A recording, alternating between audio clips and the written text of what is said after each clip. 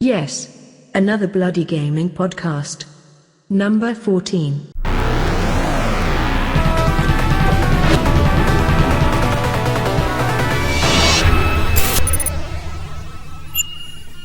Since Spacies.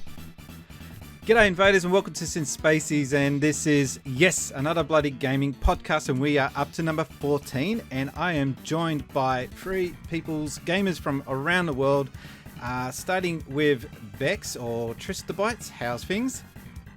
Yeah, good, thank you. This is a completely reasonable time in the morning in the UK. I get this a lot. And we've got James or Gaming Muso from the UK as well, who's... Oh, come on, mate. You had a full night's sleep. You're doing all right. You just got up. Three.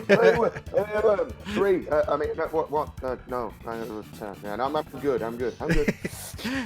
But the one that should be struggling is G to the next level, George from all the way in the States. Whereabouts in the States are you from?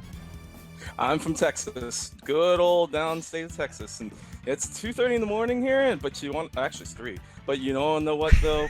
It's all good. I got my wake up juice. I'm ready to go. I was ready to go. So, yep. I'm just keeping the camera on him to see if when he fades out there. No, it's not happening. Okay. Too much adrenaline, my friend. Too much. We're going to go to Bex for the starting questions. So I want to know, or we all want to know, what was your first console and what game did you play on it? The first console I owned myself. Yes. My first one, the first one that was just mine was a Mega Drive. Cool. But the first one in the house was a joint one with my brother, which was a Master System one with Alex Kidd in Miracle World. That game brings back bad memories for me. The amount of phone calls I had to take for that. It's an awesome but difficult game. It's got that bit sort of in one of the early levels where there's this fish going up and down, and you've got to get Alex Kidd to swim past them. And it took so long for me and my brother to do it that we actually invented a song we used to sing in time with the music. Sing it. Sing the song. I can only remember a bit we used to do, which is to kill the fish, he killed the fish, he killed the fish. And it went in time with the music. And whichever one of us was playing it, the other one would be singing it for them to kind of get them through that bit of the game.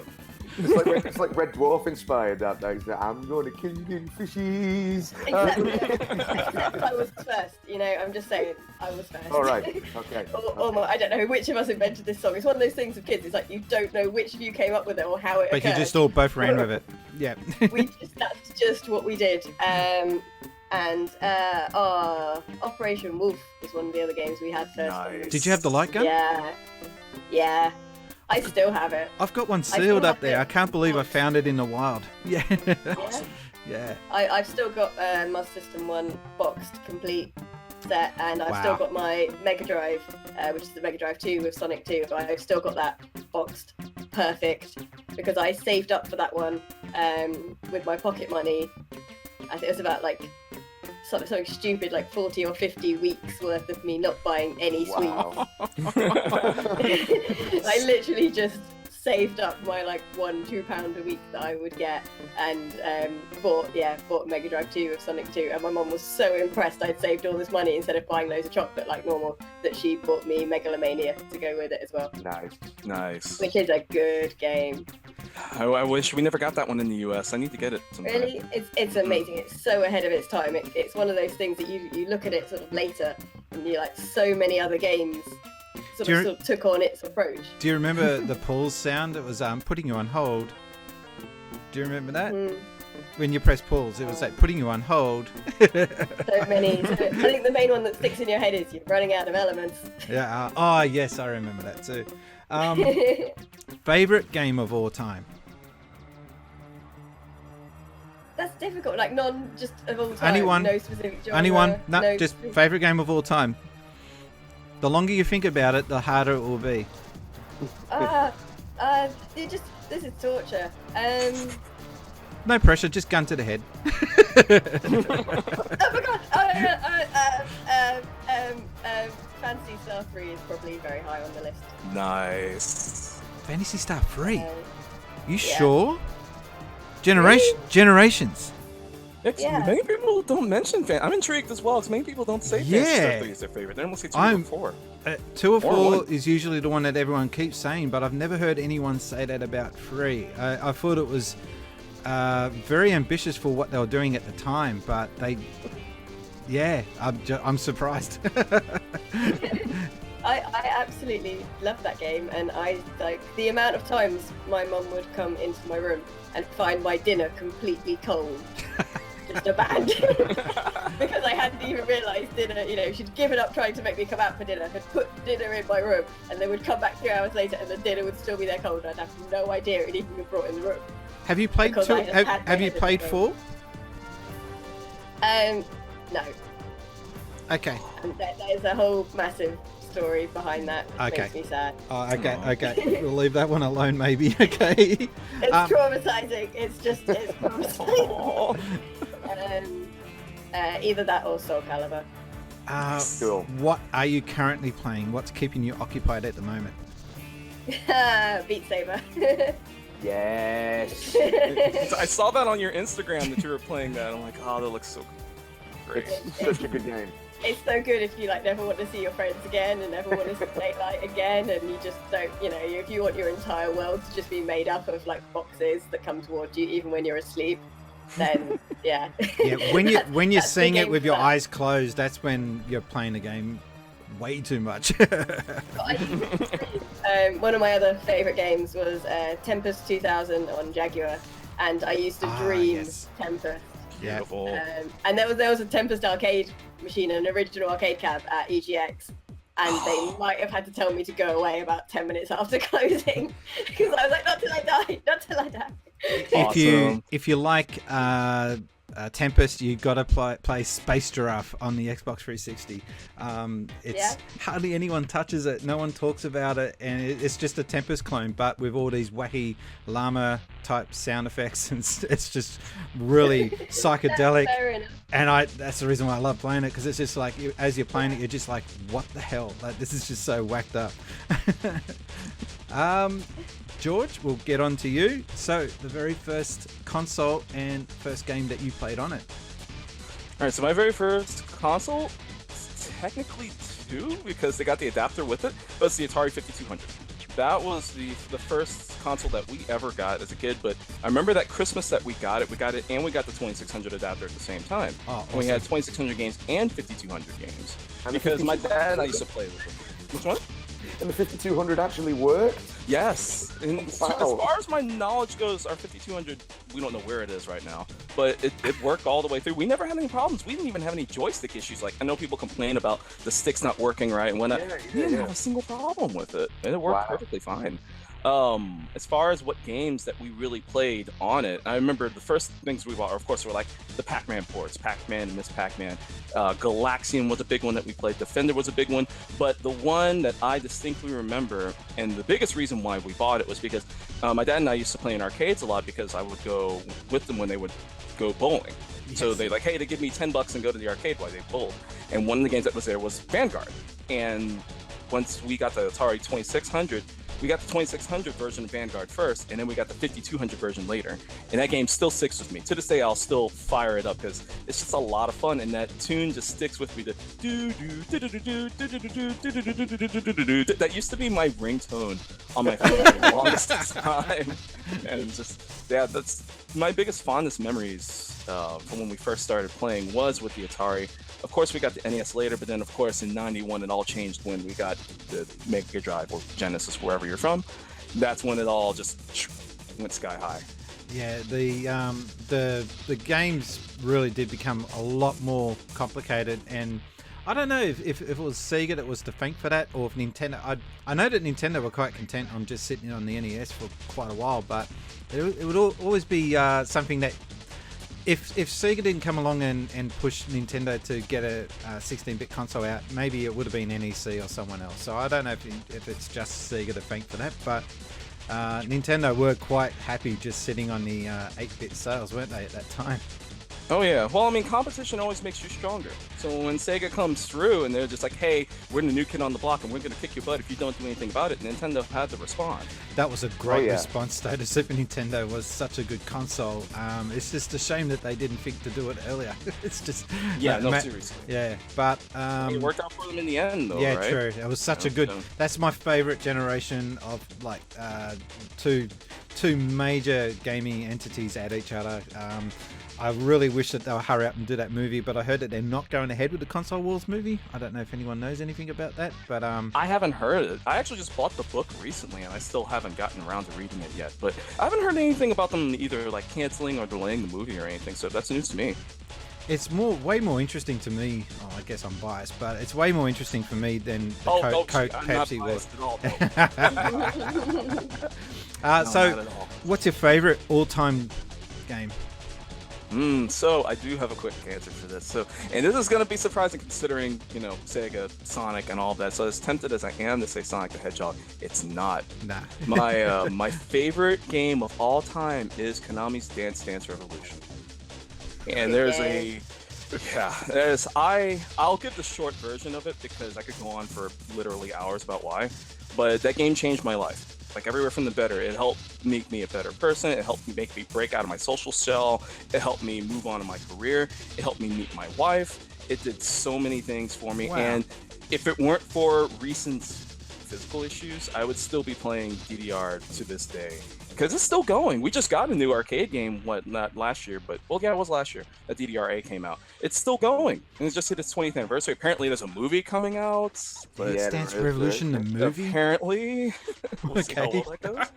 It's just such an awesome community as well. That's the thing with all of the rhythm games, because you're seeing it already with Beat Saber. It's like I've got more mods and custom maps, and there are songs that come with the initial release of it. And I've got an old original Xbox, which I've basically modded to all hell, which is basically an old arcade ROMs machine. It's got thousands of arcade ROMs. It's also run Stepmania. Awesome. So I've got a Metal Dance Pad and Stepmania, and just the amount of songs the community comes up with, everyone just shares. It's just That's such awesome. an awesome space to be in. And I was friends for years with the guy who ran DDR UK over here, and they ran a lot of the competitions. He also owned all of the arcade machines in Trocadero when that was our biggest arcade in the country. He owned all the DDR machines there. So we used to be able to rock up with like a key fob, like a car key fob, and click a button, and it put all the DDR machines on free play. Nice. Just like rock up there like royalty, like yeah.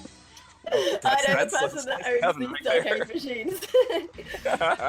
So, George, you do realise I'm going to be editing in the dance guy that I filmed when in Japan doing handstands and the crowd going, ooh, it's huge over in Japan. I couldn't get over it. This guy had the crowd. I think it was like 3 or 4 people deep just watching this one dude.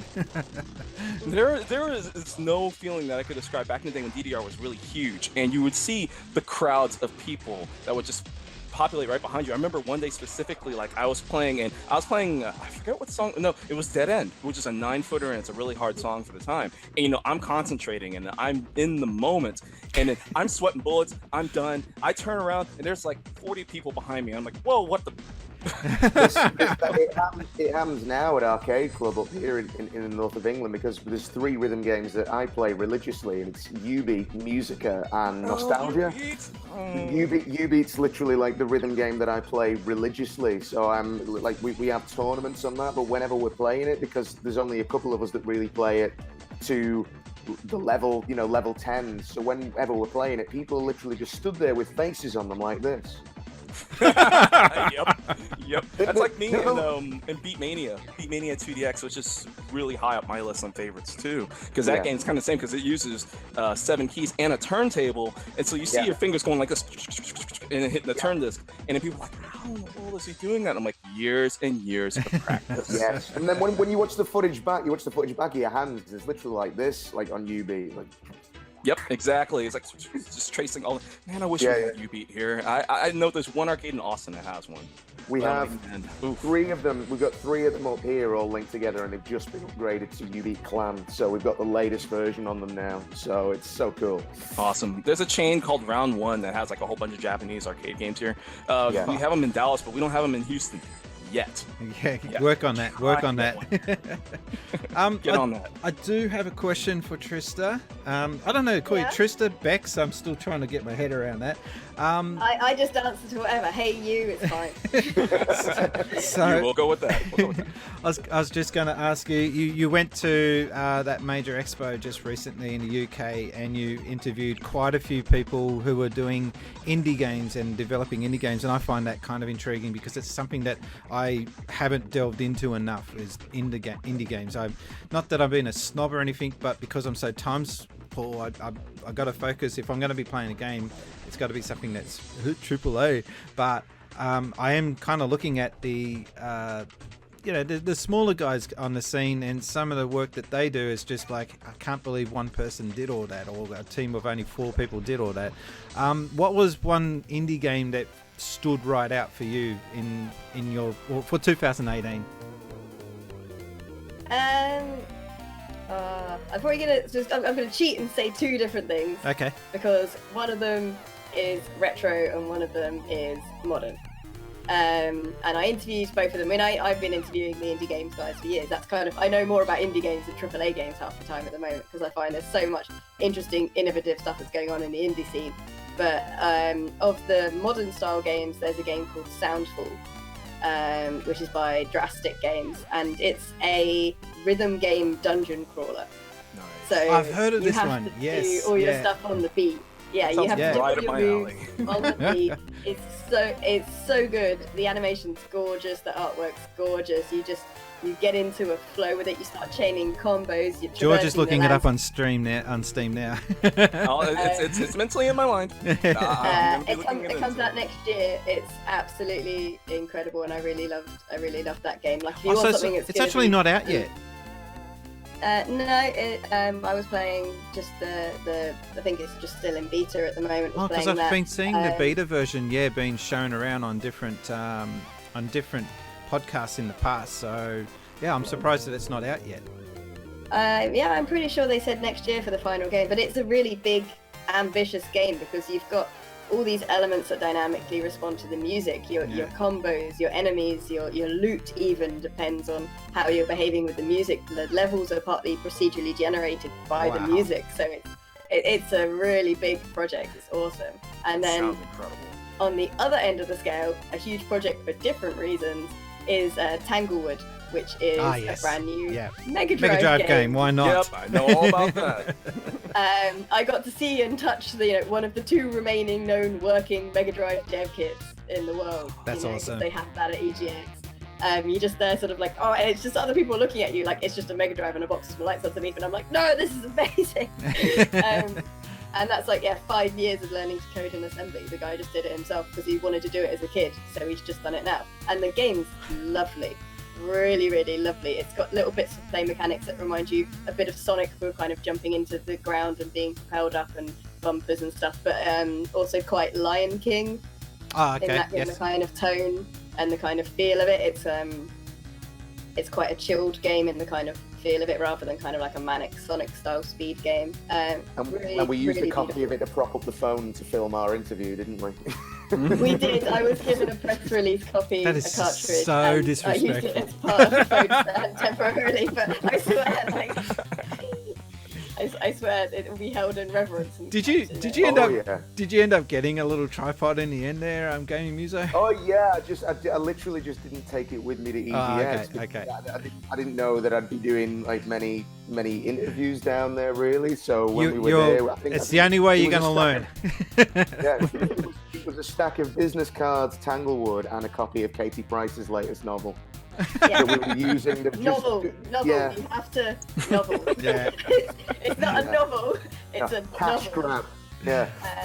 They're written by whoever. That went in the shredder though. That was fine. I put that in the shredder. Good. So for the book Ritual, which is an indie game, which is a book that remembers being human, and you have to write things on its pages and put them through a shredder. And it's got sensors in the shredder that tells the game you've done it. It's really interesting, exploration into permanent actions in the real world affecting a narrative, and it was in the left field collection for obvious reasons. But I specifically requested to shred the Katie Price. So, George, I got a quick question for you. What's one one item, I should say, in your collection that just makes people go, what the heck? Or just impresses them? What have you got in your collection that's like your pride and joy? Because I've seen your Sonic collection, and it's just insane. It's even makes mine look like really pitiful. Oh, don't say that. I mean, everybody's I just did. Well, yeah, notably. If I had to say there's one item that really makes people wow in my collection, it's probably one of two things. Unfortunately, one of them is off camera. I can't reach it. One is because I get this all the time because it shows up in the background of my pictures on Twitter, but I never really talk about it. Is I have a complete box copy of Earthbound for a Super NES, and people were like, "Oh wow, Earthbound!" Like in the back, but I was like, the game is good, but I wouldn't really say it's the biggest prize that people will say, "Oh, you got this, and it's amazing." It's probably this one, which I'm going to be talking about on my channel very soon, and that's Mega Man: The Wily Wars for Mega Drive. And it's not just because of this, because of course this game didn't come out in the US. Yeah. And because it's also signed by Keiji Inafune. Oh, wow. Because he was here in Dallas for Screw Attack Gaming Con, and I managed to get it signed by him. Like, oh, you got Inafune to sign it? I was like, well, a friend of mine, because I was too far back in the line, a friend of mine was able to jump forward and get it signed for me. That's Thank goodness awesome. for Rachel. But this is probably the biggest thing when people look at my Mega Drive collection, it's like, oh, you have Mega Man: The Wily Wars? Like either that or Musha, one of the two. I'm envious of that. Musha. The composer of that game is a subscriber to my channel. Nice, very nice. Because the Alesta series is incredible. Yeah, pretty much everyone in the series is incredible. But that one in particular is the shining jewel. And for Gaming Muso, I've just got to ask you one question as well. Name a YouTuber that you would just do anything to collab with. James Rolfe, Angry Video Game Nerd. Oh wow, okay. No, that's a good answer. Yeah. He just seems like such a down-to-earth guy considering how popular and how big he is. I don't think he lets it get to his head, which we all know that there's a few YouTubers out there that are big that they do let it get to their head in a big way. But he just seems so well balanced, and when you watch him do collab videos, he's very generous in letting the other person have their airtime and get their word in. He doesn't hog the limelight, which is really cool to see. And I met AVGN a couple of years ago at that same convention at Screw Attack Gaming Con. He is super chill, super down to earth. He's out like the entire time when he wasn't at his panel and wasn't at his table. He was out with all of his fans, just chilling and talking with people, and just relaxed and real cool, you know. This awesome. Was like many moons ago, though. I know he was just in Dallas last week. Unfortunately, I couldn't go. But yeah, he's real awesome. Yeah, it's cool to hear because he comes across that way, you know. Obviously, the AVGN is just the character, but as a person, from anybody who I know who's had any dealings with him or anything, he's just a really normal, just really cool guy. So absolutely, yeah, cool. He said that directly. He was just like, "Oh, hey, you know, just understand that AVGN is just a character." He gets to keep saying that. Some of the things, it's just some of the things that he's talked about, but then there are some times that I know he's done a review. Like the biggest one I think that kind of affected me was Die Hard on the NES. Because watching his video of that, I was like, oh, this game looks terrible. Like, I don't want to play it. And then I did finally play it. I'm like, wow, this is really good. And then he did say later, it's like, there's one that, you know, because sometimes he does tip the scales on what people think on games, but he always goes out and he says, hey, but you need to play them yourself. And I truly respect that. I highly believe in that too. It's like, take our words to heart, but you should really go try it yourself. I can always watch those videos though. I think I've seen most of the episodes at least 3 times. I can always just stick them on if I want to chill out and just watch them, and I can just binge watch AVGN episodes. You know, I don't know why, but there's still just the rewatch value. They're still entertaining no matter how many times you see them, and that's the really good thing about it is that it's not a quick video to just go, all right, that's cool, and then you never watch it again. You can rewatch them and go, oh yeah, no, I see new things in that now, or the little throwbacks to it. Absolutely. You know? I could say his Silver Surfer video was probably one of the planting seeds of why I wanted to start doing YouTube. That's my favorite video of his. I love it. Yeah, but I think with me, one of the ones that I watched that was literally making me laugh out loud was Big Rigs. Yeah. I was like, That's such a bad game. Oh, it's awful. But it was the commercial that he did at the end of it, like trucks built with quantum phasing molecular technology so as to pass through solid objects. Over the road, under the road. Who knows? Yep. All right, well, we're going to kick into the first question now. Can't believe we've gone this far and we haven't even asked the first question.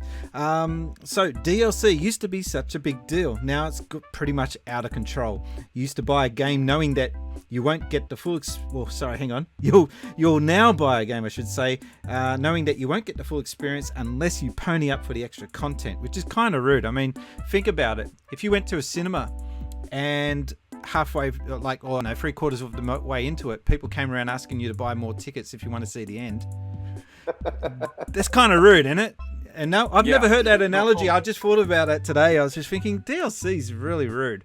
But positive side of DLC, what's been the best example of DLC that made you think, yes, I want to throw some coin at that because I think it's worthwhile? Who wants to chime in with this? I'll go first. Yep. I'll go first on it.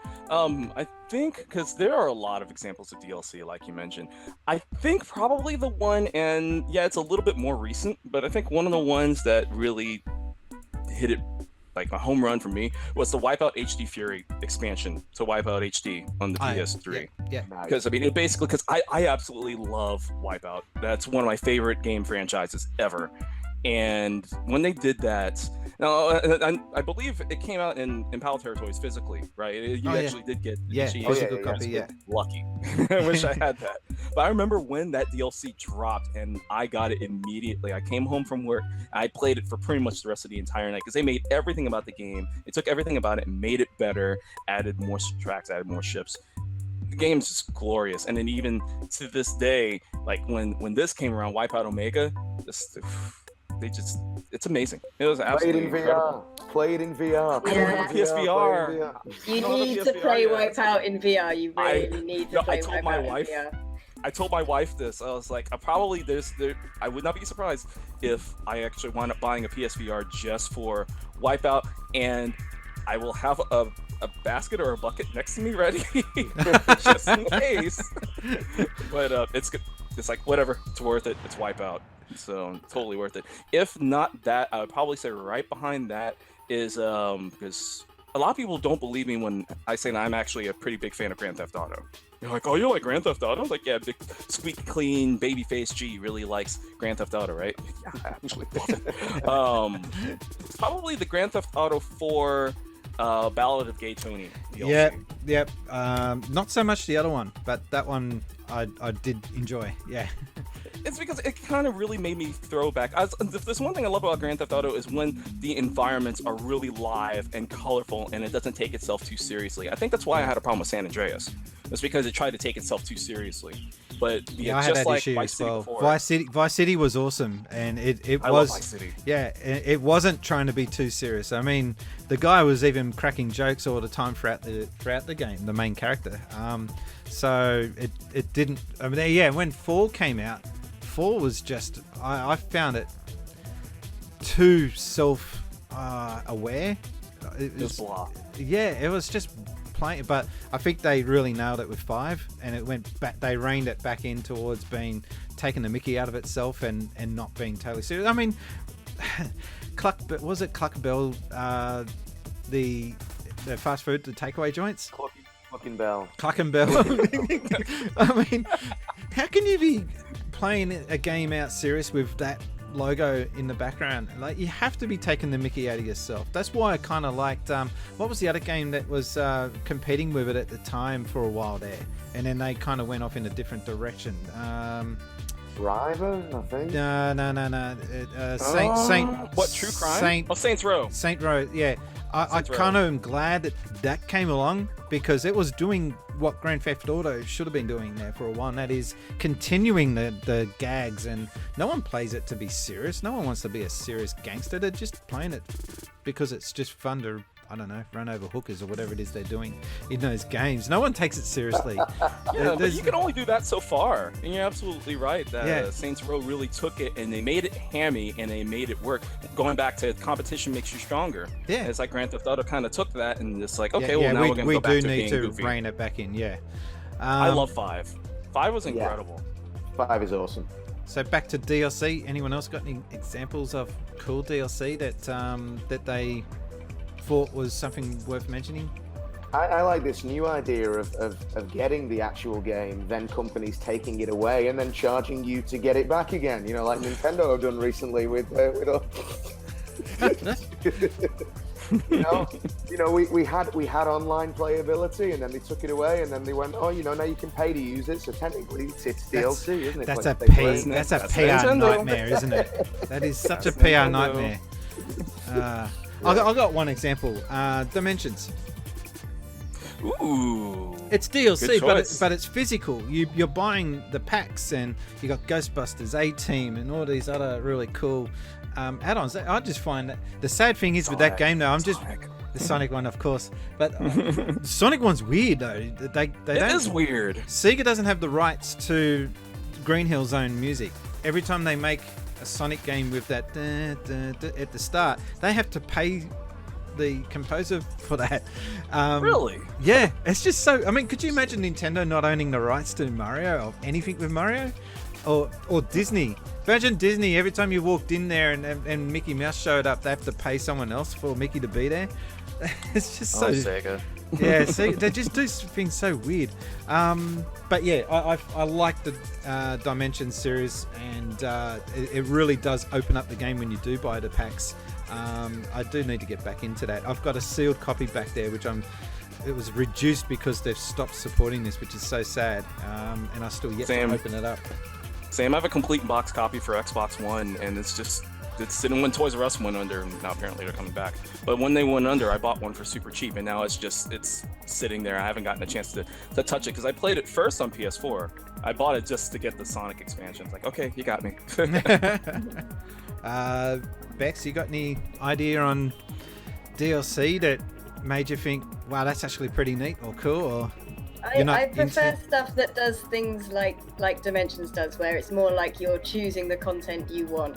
So for me, it kind of goes, you know, like with the rhythm games, like with things like Beat Saber or things like Dance Central, you're just picking all the tracks, so you're just paying for what you want. Yeah. Like the original game is really cheap, and then you just buy the content you want. They're not kind of forcing you to pay for bits you do and don't want. A lot of the DLCs that started coming out for the AAA titles, I was just like, this is supposed to be in the game, you just didn't have time to finish it. Exactly. This is just because you realise the ending of this particular game was a bit pants. So you've got, oh no, you can buy a better ending. Right? And, Prince of Persia 2008. Just this kind of thing just drove me a bit mad. So I was always a bit like, no, I'm not going to. No, I refuse. I'm going to wait until it's on sale or free or something like that. Or free. Free's a good price. Free is good. Free's a price I like. I'll go with that. But I think for me, I preferred it when stuff was more like, rather than DLC being, oh, here's a bit of the game that's broken or missing and you can pay me a tenner for it. I preferred it when stuff was actually, like expanding stuff and things. Yeah. Like if you go to expansion packs and it's sort of like best expansion in the world to anything is like Sonic. Yeah, they were expansion packs, and then all of a sudden it just became DLC, didn't it? It was like, and that change was just wrong. Go right back to the original. Go right back to like Sonic and Knuckles. That's an expansion. Yep. That's amazing. You don't have to have it, but it's amazing, and it makes every other game more amazing. Yeah, my wife was asking me that. It's like, do expansion packs count as DLC? Like from back in the day? I was like, yeah, absolutely. She's like, well, then my favorite is from EverQuest. Like, that counts. Totally. Yeah. Just recently, Xenoblade Chronicles number 2. They did a expansion pack just like within the last 2 weeks or so.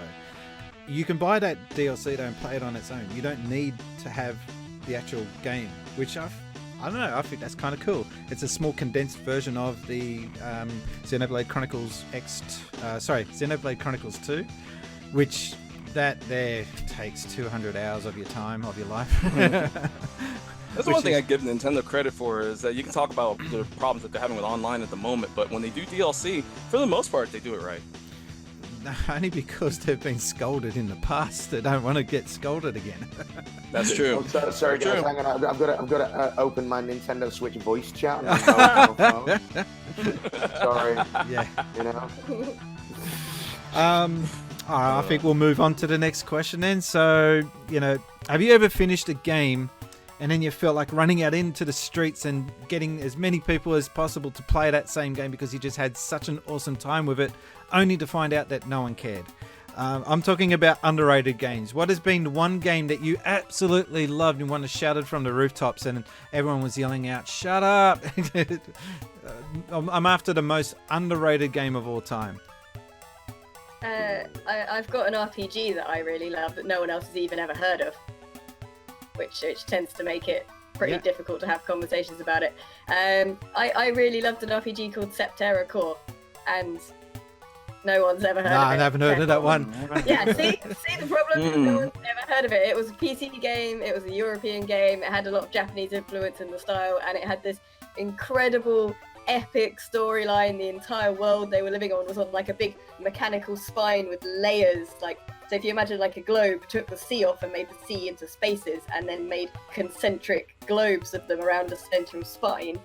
And like, the junk level was in the middle, and that's where all the rubbish and like the upper class rich people were on the outside. So it was all this big class metaphor. And you started off on the junker level, then you got a spaceship, and then you could start traveling to the other levels. And like, it was this amazing game, and it had really good tree mechanisms for conversations where you had like a big like robot dog type creature that could shoot lasers, and you could use it when in conversation trees to make it start charging up its laser as a threatening technique.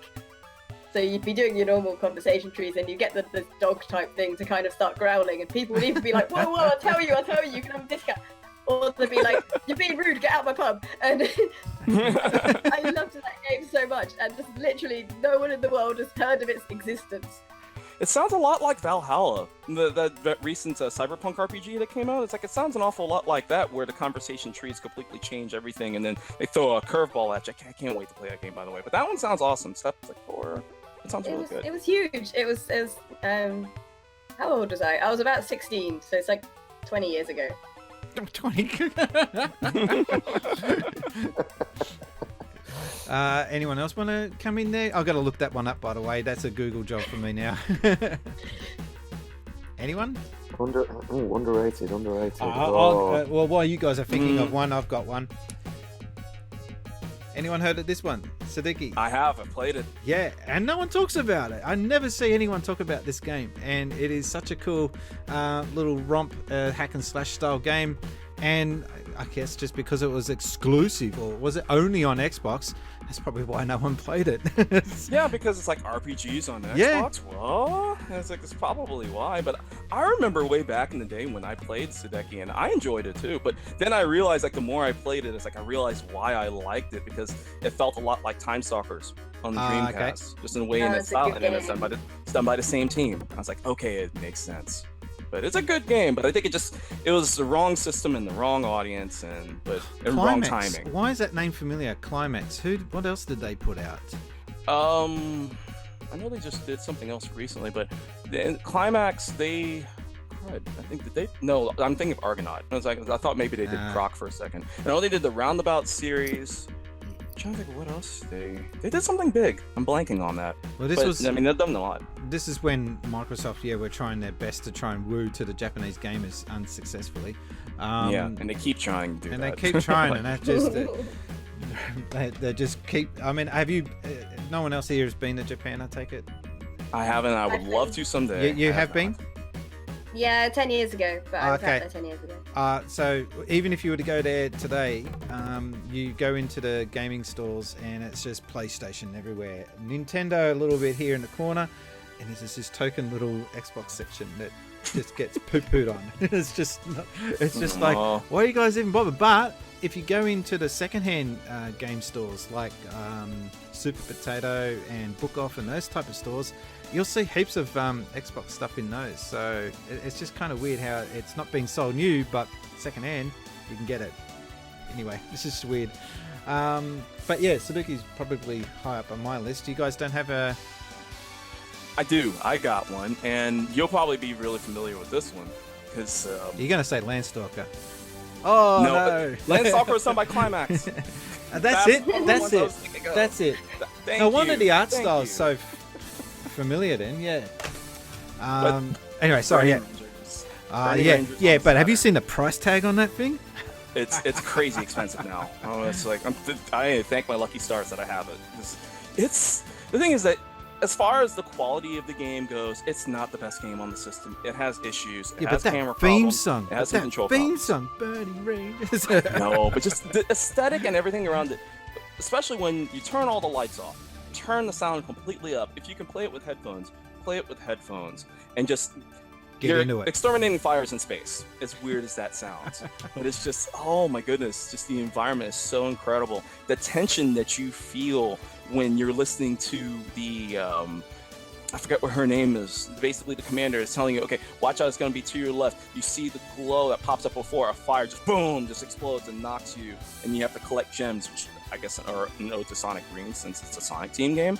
But it's incredible. It is a game that I am dying to see. That hopefully now that it seems that Sega is now starting to explore a little bit more into their IPs. Excuse me. They're starting to explore a little bit more into it. That is a game. I know it's niche. I know it's tiny. Probably not going to make a huge amount of sales, but I would love to see an HD remake of Burning Rangers. Game's incredible, and I remember back in the day, like just shouting it out for the roof. But at that point, Saturn was basically dead. At least in the U.S., it was basically dead at that point. So people, I was talking about Burning Rangers is amazing, and they're just like, okay, but then there's That's on that this Saturn thing. Yeah. you know. And don't get me wrong, I love PlayStation, but I was just like, yeah, but Burning Rangers, I'm like, too bad. And then if I could pick a secondary real quick, and this is a current gen one, if you like racing games, which I know you like racing games. I love my Brian. racing It's titles. like I know you absolutely do. Have you played this one, Split Second? No. It's like, have you played? This game is amazing too. It came I out like how you at call the same- Xbox 360 current gen. That's cool. sort of. Well, I mean, it is backwards compatible with Xbox One. Oh, So, okay. I mean, I Okay, we'll guess give it a pass then. technically it is. Yeah, it's like, okay, good. Phew. That's awesome. But just because it's not just really a racing game, you're basically playing a reality show, and that when I you're have driving played through, that. I have played it. I played a demo of it. It is incredible. Play the full bizarre. game if you can. It is super cheap, and it's backwards compatible now. I think for Xbox Live gamers, at least in the US, you can get it for free next month. I believe so. Oh, really? But it's Oh, it's I'll look awesome. forward Just to it. the graphics, the music, just the explosions that are around, especially when you activate that tier 3 level destruction, and then you see it from different angles, and it's hard, but it's You get it's points incredible. depending on how spectacular the explosions are and how well you dodge it. And it was pretty cool. It was weird though. It was such a weird concept. A racing game where you're the star of a movie and they want you to be as spectacular as possible. Exactly. Anyone else before we move on to the? I got one Soul Star on the Mega CD. Mega CD. Yeah. Probably one of the best Who games did to ever that? come out on the Mega CD. And at the time when I had it, nobody had ever heard of that game. And it was probably one of the best games that Core Design ever came up with. That's the right. Core scaling design. on it, Yes. the soundtrack on it, the way that some of the levels, like the ship just morphs into more of a 3D thing, and it was almost like it was competing with the SNES's Mode 7, but even in a better way, you know? That was such a good game, and I remember when I completed that, and everybody's talking about Sonic the Hedgehog and all those games. I'm like, no, you want to get Soul Star on the Mega CD. And I think I was the only person who I knew for years that ever played that game. Nobody had heard of it. They had another Not one. even that many people had a Mega CD. Mega CD itself was just hugely underrated, I found. Yeah. Absolutely. It's like agree. there was a Lunar Silver Star game on that. It's amazing. Lunar is Silver Star amazing. Story, and the later versions of Silver Star Story, never even came out over here. I've got them. I've got a modded PlayStation just so I could play the Silver Star Story games. I've got those boxed with the map and the necklace and stuff like that. I There's another ordered- one over here that I many ordered people that. don't know. I ordered Awesome. that version on the PlayStation, and it came out to me all smashed up. It was just like, what? Oh. But I've got That's just not right. No, I've got Luna the Silver Star, the Sega CD version, or Sega CD version. And when I bought it was bought secondhand. You know when you buy a game from some shops and they're a little bit seedy, and when you take it home and you open it up and it smells like cigarette? Yep. It's just like, Oh what no, the hell? my Mega Man the Wally Wars is like that, and therefore it has that smell. So what I did was I put fabric softener, like a sheet of fabric softener, in between, and I let it sit there Listen for a to while and just this. basically eat away. Listen to this. I put fabric softener, and it comes out all shiny. It's like you open it up. We're doing now, home tips now on the podcast. This is awesome. Like, ooh, it's so fresh. Just like flowers come out, like in the really like fabric conditioner adverts, just flowers just like coming out of it. All right. I gotta make that for video, right? I gotta- Instead of it being you advertising some cheesy washing powder, like you're holding a game, something like that. Okay, so I've just finished Shenmue 2. That was what I spent all of today doing, so I can get some footage for my review, so I can finally get. I've been way overdue on getting that out. But I'm not focusing on getting reviews on my channel just because it's current. I want to put those reviews out only once I've finished with them and give an honest review. And I suspect that a lot of YouTubers and media in general are not doing that. They're just trying to push it and pump it out so that it captures the hype. And I won't do that. I don't care if I miss out on views. It's just not something I will do. But I finished that today for the first time since 2001. My God. And I just wanted to ask, has anyone played a game where the storyline has just captured you to the point where you're just itching to see the next one? Like, we all know the story about how Shenmue has had that long wait between chapters. So, but there's a reason why it's got its fan base, that it just was left on such a huge cliffhanger that we are now all just want to know what happens in that game. So I just want to know what game has captivated you from not a graphics point of view or soundtrack or anything like that, but just the storyline alone. Snatcher. Good choice. I finished that on the channel actually. Yeah, I only played it for the first time recently, and I wish they would have made a sequel to it because the storyline of that game is phenomenal. Didn't they? It really is. Didn't they? Well, there's Police Noughts, yeah. Police Noughts is a prequel, isn't it? It's not really a sequel, is it? It's a prequel. Yeah, okay. That makes sense. But that never came out. I think it only came out in Japan. And it's not. There's no English version, but you probably Somebody can. did make one. Yeah, I was There's a going to fan say there'll be translation. fan translations out there, but I'm yet to play them or get my hands on them. But that was the thing that amazed me with Police Notes is the fact that they gave them English names, but on the thing it's all being said in Japanese. So every time they talk about Jonathan Ingram, they don't call him Jonathan Ingram, they call him Jonathan Ingram. Every time you say his name on the game, every time it's like, oh, Jonathan Ingram. I'm like, it's like the whole time. Yeah, localization's always weird. Like, I had GameSack. I responded to a comment that he made because it was a Nintendo product from, I guess, in the 60s, that hand grab one. Someone posted a picture of it, and it had on the cover 2 white kids on there. And he commented, why has it got 2 American kids? And I thought, how do you know they're American? Like, they're white. That doesn't indicate by default that they're American. Right, yeah. But he replied back saying, well, America was occupying Japan at that time. And I thought, okay, fair enough. But it's weird how things get localized, isn't it? Like, I heard there's a German band that I like to listen to, and they sing in English, and it made me think, why are they singing in English? They're German, but it doesn't make sense. You mean the Scorpions? No. The Scorpions are German and they sing in English, don't they? Pyrogenesis actually is the band I'm talking about. All right. Major fan, but on and off. So they're hardcore heavy stuff. No, I'm not into. But Yeah. when they go a little bit more mainstream, yeah, okay, I like Yeah. that. Well, there's a Japanese metal band that I love to listen to. That they have songs. They've got songs that they've released in Japanese, and then they've got versions that they released in English. But they've been going years. They're called Loudness. They're such a good metal band. If you ever saw the anime in the 80s called Odin, Photo Sailor Starlight? How do you remember that? Heard it. I've never, well, I used to be huge into anime. Like I still kind of am a little bit. I've heard it, but I've never seen it though. Yeah, it's from like 1985, and it's got this really cool like 80s heavy metal soundtrack to it that was done completely by Loudness. with the really, really awesome guitar solos and everything in it, and the high screams, all done in Japanese. Nice. And then it's so cool. It's just one of those things that it doesn't matter what.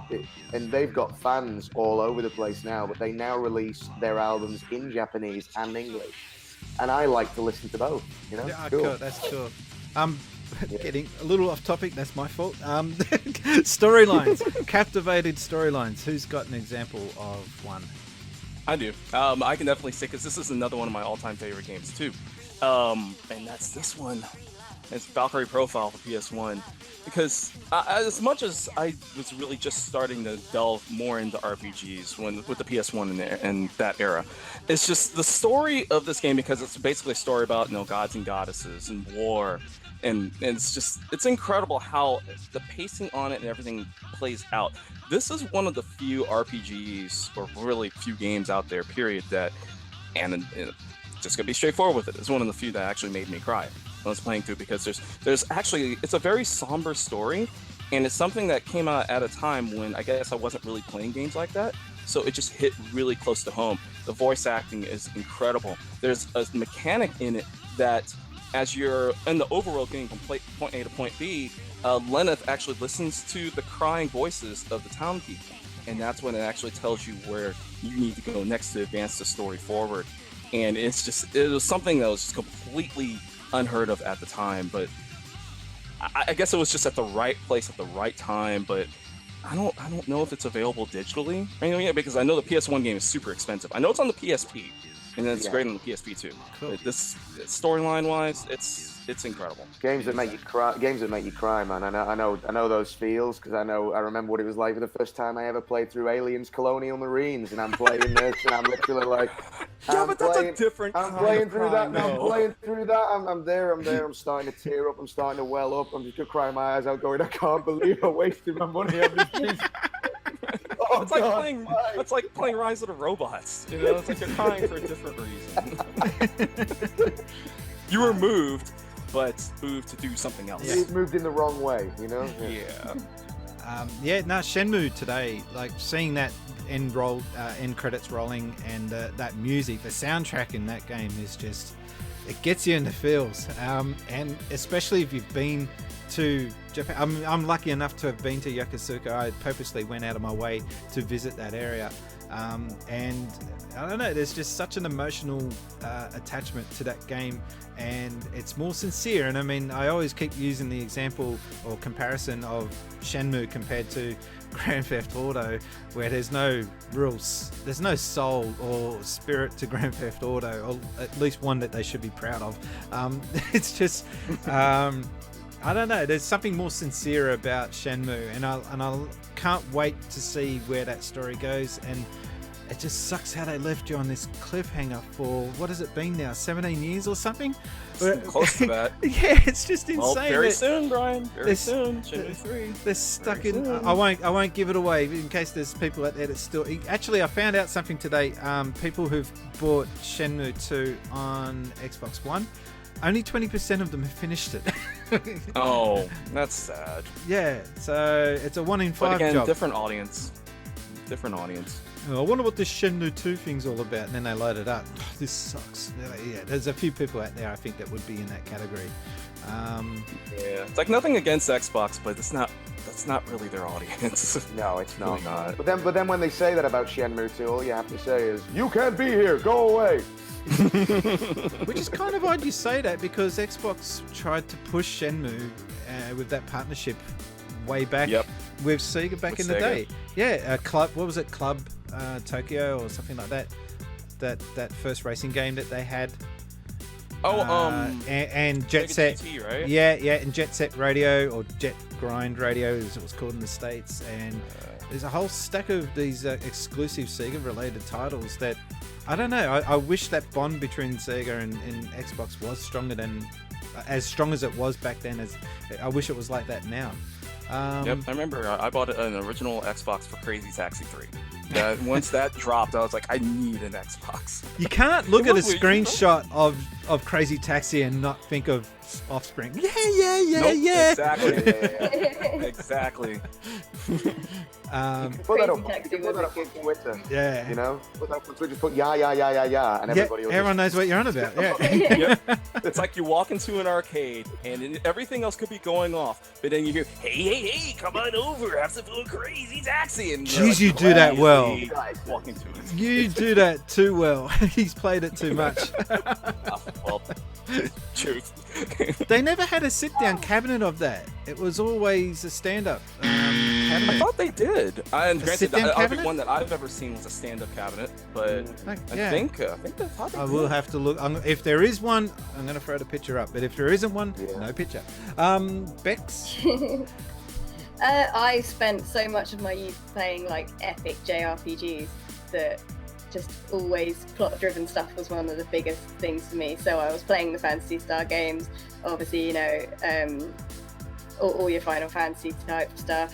It just everything I played was epically plot-driven. I think Lunar Silver Star, the first one, was probably the one that affected me emotionally the most.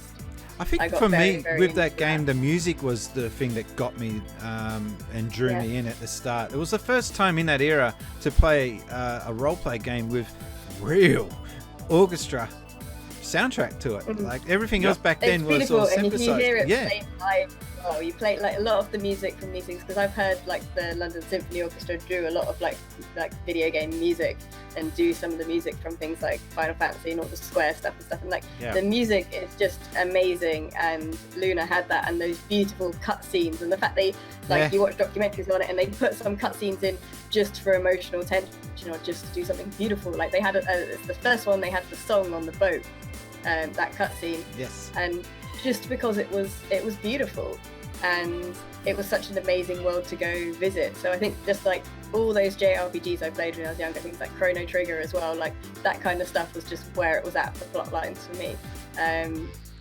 And I just, all of them I wanted more. I don't think there's any of those RPGs that I don't just want more of, and I don't wish they were still making more of. And things like, you know, Phantasy Star Online can just cease to exist. They don't exist. I retcon them in my brain. Doesn't exist. Okay. I'm gonna chime in here. I understand why Phantasy Star Online is so big, and it was an important release, considering it was one of the first console online. What do you call that? MMO. Yeah. Anyway. Yeah. I didn't care for it though. It was just wrong. And when I didn't people care started- for it. Yeah. People started trading the little things you could kind of, the little max. things you could do, the like Pokemon style them up, and you could get one to turn into Sonic. And people were spending real money on those over here.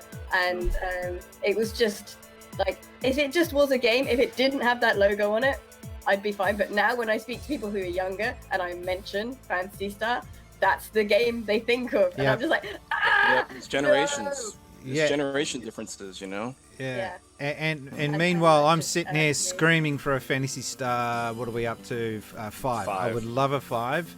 It's not going to happen. Yeah. And they just released. They just announced another stupid mobile game, and I was looking at going, maybe this is. No, it's not it. Nope. It's just so bad. And I put it. Yeah, sorry. Sorry, Bexy, go ahead. Well, that's like the answer to that for Sega is simple.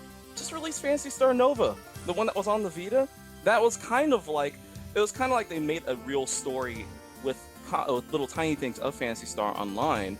They tried to actually make it feel a lot more grandiose than just an MMO, and it's a good game, but it never came out to the US. So it's like they just translate it, put it on the PS4, put it on Steam, and then boom, you got a new Phantasy Star. You know, it's no 5, but I think it would be good, but who knows.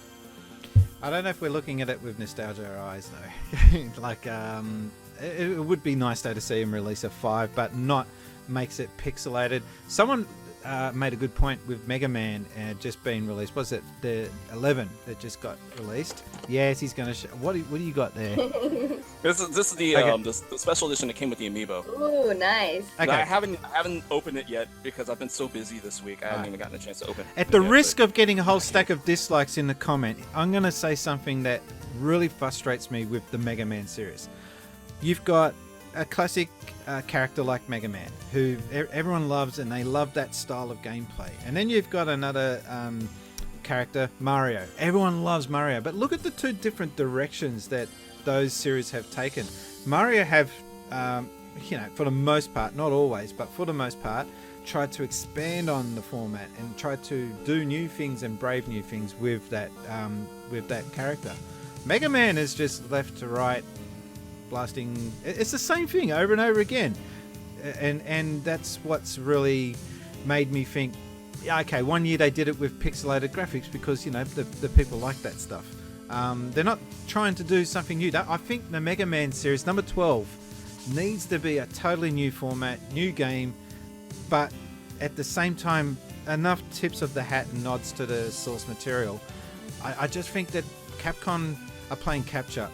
But going back to what you were saying about Mega Man, though, Brian, it's like it makes you wonder if maybe Mega Man Legends is to blame for that. Because like when they took it and they tried to make it 3D, granted, I like Mega Man Legends, but I think that they tried to do it and it didn't go so well, and then they're just like, okay, well then we're just going to go back to Mega Man X. We're going to go back to the X series and just focus on 2D Mega Man from now on and don't even try. But I agree. Yeah. I think for the next one, or if not, make it a Mega Man 12, but then just make it like Mega Man Encore or whatever, or something like that, and try something different. And it might work, it may not, who knows, but at least they tried. And I only say that because I only say I only heap the criticism on it because I do think that it's a franchise that's deserving of better. Is what the way I look at it. And everyone's given it that new one 11. They're giving it rave reviews, and I've seen 8s and 9s and whatever thrown at it. I just don't know if they're really looking at it properly for what it is. It's just a rehash. It's got some fancy lighting effects here and there. It's the same game. There was. But to be fair, Sonic Mania was too.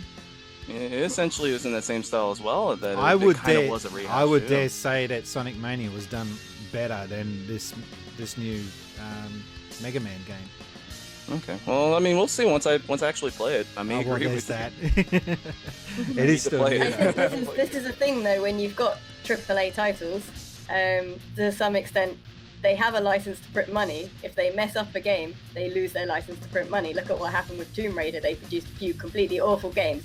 Entire franchise died for a very long time, and they had to sort of start over. And I think just with things like Mega Man, they just can't take the risk. And this is one of the reasons that I get so much into the indie games, is because there's a whole bunch of people that can do whatever the hell they like. They can take all the risks. They can just do a game they think is fun, and there's none of that studio pressure, and they don't ever expect to make money, so they can just do the best game they can do. And that's why we get a lot of this innovation, a lot of really amazing games happen in the indie scene now. It's just kind of unfortunate that we're in a state to where people can't forgive a one single mistake. It's like you make when it comes to the big AAA titles, like you mentioned, it's like you make one mistake and then basically you're banished into the pits of whatever for time. Yeah, but I was gonna say that's like, unfortunately, it's like Sonic Forces was condemned before the game was even released. Yeah. And guess what? I like Forces. Come at me, haters. No, I actually liked it. I actually didn't mind Sonic Forces. I didn't love it. I liked it. No, me neither. And I especially love the music in that game. It's just like the title theme for it, Fist Bump. Yeah, that's It's an awesome track. Yeah, but it's just like, you know what, you make one mistake, you get over it. I bet you if Nintendo did that, they'd let it slide. You make one misstep and it's like, oh, okay, like, I don't know, New Super Luigi U or however, people didn't really care about that, but then the series continued on. Yeah. So, I don't know. Well, they're kind of protected because they're the flagship titles of the company, whereas you look at stuff like Tomb Raider, because it's like, you know, it's an outside company. They make, like, was it, what was it, Into Darkness or whatever that game was? The Age of Darkness. Age of Darkness, you know, that's like they just didn't want to make a game again. That was like, I want to retire, they won't let me. I've made this game, right, cool, now I can go just live on a little island somewhere and never look at a screen again. And there is no forgiveness with these AAA titles. You make a bad game, you've got to just go. Even Angelina Jolie can't save you. I was just going to say, it is so cutthroat at the moment, and it is so competitive. You can't put a foot wrong. So there is a lot of pressure on these gaming devs to bring the goods home. Otherwise, because a game now has only got a shelf life of a week. And after, they've got after that to week's, play it safe. They've got to play it safe, and it's the same thing that's happened with the movie industry. Everything is reboots and sequels, and that's kind of what they're doing with the games. It's like a lot of these games feel, they either are reboots or they're not even sequels. They're kind of rehashes and just playing it safe, which is a real shame. And I hope the industry can kind of move away from that a little bit. It is the whole. I do love the nostalgia thing, but it's almost like it's getting to a point now. It's like, do you remember when Sonic games were 2D? Pepperidge Farm remembers. It's just what they go back to as is like, do you remember when the games used to be like this? We do too. Check it out. Right. It's just like you can see rehashes and reboots, and then you'll get that one little diamond that might not be a big title. Going to the movies, for example, it's like Crazy Rich Asians. It's like a perfect example of a movie that just came out of nowhere that just blew up. But it didn't have a big budget, it didn't have a big marketing budget, but it just shows quality can prevail if you really strike it out there and you get enough people talking. I went into that movie expecting to absolutely hate it, and I walked out of that cinema thinking, that was alright actually, I didn't mind watching that. I think we've gone way over time, so I'm just going to wrap things up. Bex, where can we find you? What are you currently working on? Well, I can be found on all social medias and on YouTube under Trista Bytes, where I'm doing just like a lot of, at the moment, I'm doing lots of indie game interviews, indie comic stuff, going to Comic-Cons, events, doing all these kind of things. And I'm also about to start up on Twitch. So there is Trista Bytes is now on Twitch, ready to start streaming mixed reality VR, including Beat Saber and a load of indie VR titles as well. So that's going to be pretty awesome. Just Google Trista Bytes and my weird face shows up, really. I'll put links down below on all you guys for this, and also G to the next level. Where can we find you? Well, same as Trista, you can find me on everywhere on social media, mainly Twitter, Facebook, and Instagram at G to the Next Level. Of course, my YouTube channel, also at G to the Next Level, where I do things like reviews, live stream, console reviews. I've got a lot of Sonic the Hedgehog content on there. What I'm currently working on right now, after this video that's popping tomorrow, which is basically a thank you video to somebody in the YouTube community that deserves it, I'm starting up a new series called G's Treasure Chest, where I take games that might either be rare or uncommon or a little bit worth a little bit more, do a short form review and explain, hey, did it make a big impact in the industry? And that's basically what's going to be happening in the future. So if you like retro gaming, I was trying to avoid using those words. Hidden gems. But I've got that. I've got a review of the Retron 77 coming. I got my time with a recent convention that I'm actually going to be putting out a new video on. There's all kinds of great stuff coming. So yeah, check it out. And thank you for having me on too. No problem at all. I wonder if Metal Jesus has ever tried to copyright that or put a trademark on that, Hidden Gems. If he hasn't, I'm surprised. Because he's the channel you think of when someone says Hidden Gems. Thanks, guys, and take care. I like his outro too. It's always the same. Gaming Muso, what are you currently working on? Where can we find you? You can find me pretty much everywhere on the Gaming Muso or the Gaming Muso. And then obviously I have this ridiculously over-animated face, so you'll know it's me. You know what I mean? I'm currently recording and editing a video with Octavius Kitten. Oh, wow. And Bex is actually in the video as well. Kim Justice is in the video. Retro Princess is in the video. Nostalgia Nerd is also. This is a big one. Okay. Is it the one with Pixels LTD? No. Or is it a different one? Okay, gotcha. Is Bex just walking past like she always does in your videos? She just. Oh no. She's. I'm not going to give it away as to what she's doing because the segment of the video is kind of strange. And just one real quick question: were you actually at that event, or did you green screen that? No, we were at the event. Okay. It looks green screen, doesn't it? It looks green screen. It is odd, the lighting, I was just like, what the hell? It's because there's like off to the far kind of right on the screen as you're looking at it, there's this massive spotlight. So it's throwing a different artificial light on you. Okay. Yeah, it just key lights us wonderfully. I didn't mean to sort of set it up like that. We just literally would film some videos with Gaming Muso, And then literally, because I didn't want it to be the same background, I just turned the camera the other way and pointed it the other direction, and that's just what happened to be there. But we do look ridiculously green screened. I can save a lot of money by just doing that in future. That's going to be my new thing. Since I have a giant green screen, I might just do that. Well, currently I've been working on my Gaming Since Spacies series. I'm finally got moving with that series, and it's got a bit of a nice reaction to it. I'm up to 1982, the year that E.T. came out on Atari 2600. The year I was born. I can't. Yeah, shut up with The that. year I was born. So you just did the year I was born. I need to watch it. 81. 81. Yeah, you got to watch that. I had fun making that video. What's that? I was going to say I'm the youngest here. But yeah, I can't wait to get stuck into ET. All these people that tried to defend ET on the Atari 2600 can go suck eggs. That game stinks. It really does stink. Nope. I terrible. don't have hatred though towards the programmer. He was only given 6 weeks to come up with this. What was it? They spent $49 million in 1982 to get the rights to that movie. So they would have had to, think about the numbers, they would have had to have sold more copies than there were systems for that game to turn a profit. It was mental. It was just such a dumb period of time. But all that never really affected us. In Australia, we were going strong with the video game industry at that time. So I can't wait to, and that's one of the things I like about this series that I'm doing, is I get to talk about from an Australian point of view and what we were doing, because you always hear about America and UK. No one really talks about the Aussie market, so I'm glad to give my 2 cents worth and what we were going through at that time. So that's one thing I'm working on, and also we'll finish one day my Sega Mega Drive Ultimate Collection, because I want to get stuck into attacking the Famicom, Famicom Mini. I want to do a Sega fanboy takes on Nintendo games. I think that would be a bit of an interesting take. So Nice.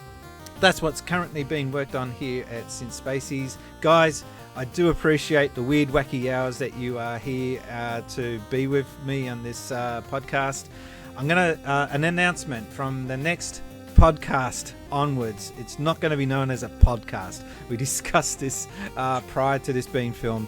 I'll be renaming it Yes, Another Bloody Gaming Show. So there will be a rename going on, because I'm getting tired of people asking for this to be audio only. So it will go audio only, but that's not the main emphasis on these videos. But until then, I hope you guys subscribe if you haven't already done so, and subscribe to all these other great, awesome YouTubers. And if you leave a comment down below on what your favorite video that they've done, if you are subscribed to them already. Plug away. Let us know what videos that you liked. I will shout out, James, I liked your Robotron. I think every man his dingo liked that video. It was a pretty awesome one. George, for me, it was your Sonic, not the painting Sonic, Rhino. No, not that one. Yeah, that one's weird. I know. Even Slope said it himself. He's like, oh, Yeah. that's weird. Yeah, I know, it's weird. You gotta have a weird one in there. They can't all be golden. And with Bex, I liked your interview with the Bomber Squad, I think it was called. Bomber Crew. Bomber Crew, sorry, yeah. The one where they threw like plushy pigeons at my head at the end, that one. You got to get him back one day. Anyway, my name has been Brian, and I've been gaming since Spacies. Thanks, guys.